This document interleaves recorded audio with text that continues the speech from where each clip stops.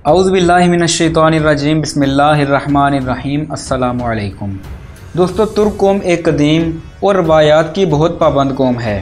तुर्क लोग रवायात का ज़्यादा ख्याल रखते हैं, जैसा कि दिरिलिश अर्तुगरुल और कुरुलुश उस्मान सीरीज़ में दिखाया गया है।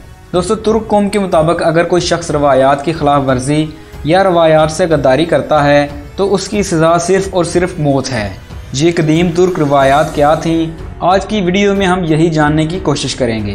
अगर आप कदीम तुर्क रवायात के बारे में मालूमात हासिल करना चाहते हैं तो वीडियो को एंड तक ज़रूर देखें और इसके साथ साथ हमारा चैनल भी सब्सक्राइब कर लें। नाजरीन, तुर्कों का कौमी जानवर भेड़िया है। कदीम तुर्कों की खुफिया तंजीम बोरोबुदून का निशान भी भेड़िया ही था। जब कोई तुर्क बहादुरी दिखाता है तो उसे शेर नहीं बल्कि भेड़िया बोला जाता है। तुर्कों के मुताबिक जानवरों में ये वाहिद जानवर है जो अपनी बीवी के अलावा अपनी मुकम्मल ज़िंदगी में किसी से भी ताल्लुक़ नहीं बनाता और माँ बहन की भी तमीज़ करता है, जबकि दूसरे जानवरों में ये खासियत बहुत कम पाई जाती है। दोस्तों, तुर्कों की दूसरी सबसे अच्छी रवायत जो मुझे ज़ाती तौर पर भी बहुत ज़्यादा पसंद है वो ये है कि जब भी हमारे प्यारे नबी हज़रत मोहम्मद सल्लल्लाहु अलैहि वसल्लम का नाम आता है तो तुर्क लोग अपना हाथ दिल पर रख लेते हैं और अदब व एहतराम के साथ सर को झुका लेते हैं। सल्तनत उस्मानिया के दौर में हर घर के दरवाजे पर दो कुंडियाँ नस्ब होती थीं। एक साइज़ में छोटी होती थी जबकि दूसरी बड़ी होती थी। जब कोई मर्द किसी के घर जाता तो बड़ी कुंडी को खटखटाता, जवाब में मर्द ही बाहर आता था। जब छोटी कुंडी खटखटाई जाती तो इसका मतलब ये होता था कि बाहर औरत है। दोस्तों, तुर्क लोग यूं पर्दे का ख्याल रखते थे और ये एक अजीम तुर्क रवायत थी। दोस्तों, अगली रवायत ये है कि तुर्क लोग खड़े होकर खाना नहीं खाते। सब लोग जब खाना खाने वाली जगह पर बैठ जाते हैं तो जो उम्र में सबसे बड़ा होता है वो बिस्मिल्लाह पढ़कर सब में खाना तकसीम करता था।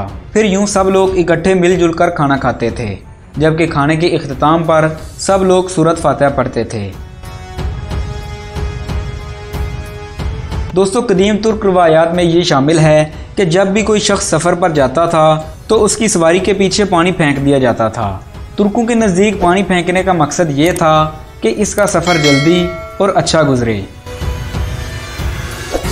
दोस्तों, जब तुर्कों में दो लोग आपस में लड़ रहे होते थे तो अगर किसी एक फ्री की औरत अपना शादी वाला दुपट्टा फेंक देती तो एहतरामन झगड़ा ख़त्म कर दिया जाता था और सुलह कर ली जाती थी। कुरुलुश उस्मान के सीज़न 1 की किस्त नंबर 20 में भी इसका जिक्र किया गया है। दोस्तों, कदीम तुर्क रवायात में जब किसी की शादी होती थी तो दूल्हा दुल्हन को सब कबीले के सामने पेश किया जाता था, जहां सब लोग मिलजुल कर एक फैमिली की तरह खुशियों में शरीक होते और तफ बजाकर खुशी का इजहार करते थे। दोस्तों, कदीम तुर्क रवायात में एक रवायत ये भी है कि जब कोई शख्स कबीले के साथ गद्दारी करता तो उसकी सज़ा सिर्फ़ और सिर्फ मौत होती थी। तुर्क लोग शेर खुदा हज़रत अली रज़ियल्लाहु ताला अन्हु के इस कौल की खूब पासदारी करते थे कि जालिम और गद्दार के साथ रहम या हमदर्दी करना मजलूम के साथ जुल्म है, तो जब भी कोई शख्स गद्दारी करता तो उसे मुआफ़ नहीं किया जाता था।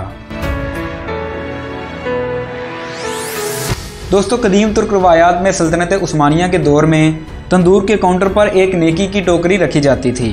जब गाहक रोटियां लेने आता तो हस्बे तौफीक कुछ रोटियां उस नेकी की टोकरी में भी रख जाता था।